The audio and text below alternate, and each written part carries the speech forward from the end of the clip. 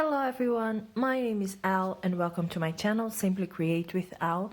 This week we are having our podcast, but next week I'm going to be back for you with my videos. Anyway, if you're new here, please go ahead, subscribe to my channel. I'm here making manifesting easier for you, sharing all my tips and advice so that you can use them to create the life you have always dreamed of. And if you don't know it yet, I have a giveaway going on, so I'm going to give some coaching for one of you guys. If you want to join it, please look down in my description box, and over there is also all the detail you need to book a coaching with me. But now let's talk about today's topic. So yesterday we talked about manipulating the 3D, and I got some questions about actions, sending texts and messages and so on. So I thought, let's talk about inspired action, actually actions in general, because here's the thing.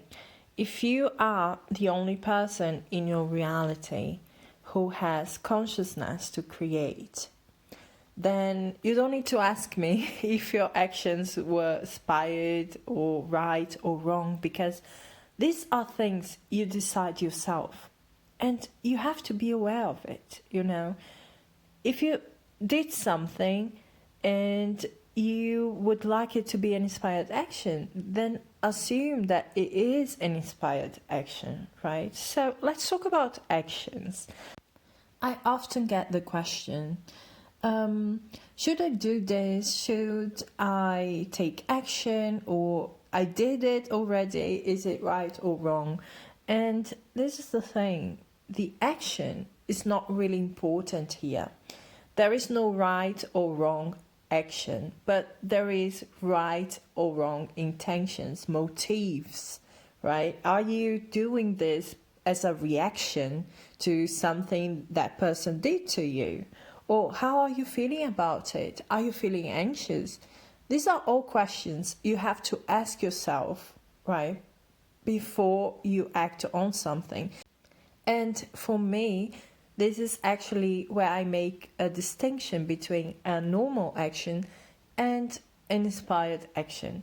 It's just natural to me. I haven't thought about it or discussed about it or analyzed it in my head. It's just happened naturally. But as I said before, this is something you decide because it's your reality. But the question is here, how do you feel about it? Are you feeling anxious about that action that you took? Are you doubting yourself?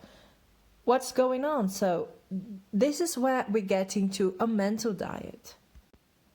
If you are feeling good about the action you are about to take, if you don't have at that moment any contrary thoughts, then that's the right time to take that action, because having a good mental diet is basically believing that what you want is going to happen, right? And then you decide, when you keep your mental diet, that you only entertain thoughts that agree with you, right? And the other thoughts, you flip them. So you really have to observe your inner conversation, your thoughts and your feelings towards those actions that you are actually intending your specific person to take, right? I always say it's not that you have to take those actions first, but you have to feel comfortable about it. You have to be actually in a state where you say, it would be okay for me to do it.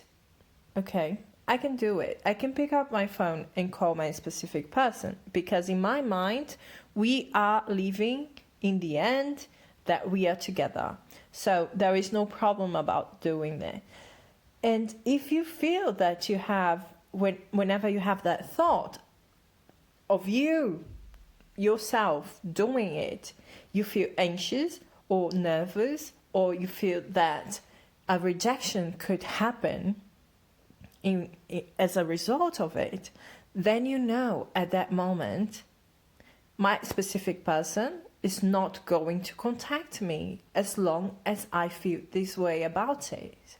Okay, they are us pushed out.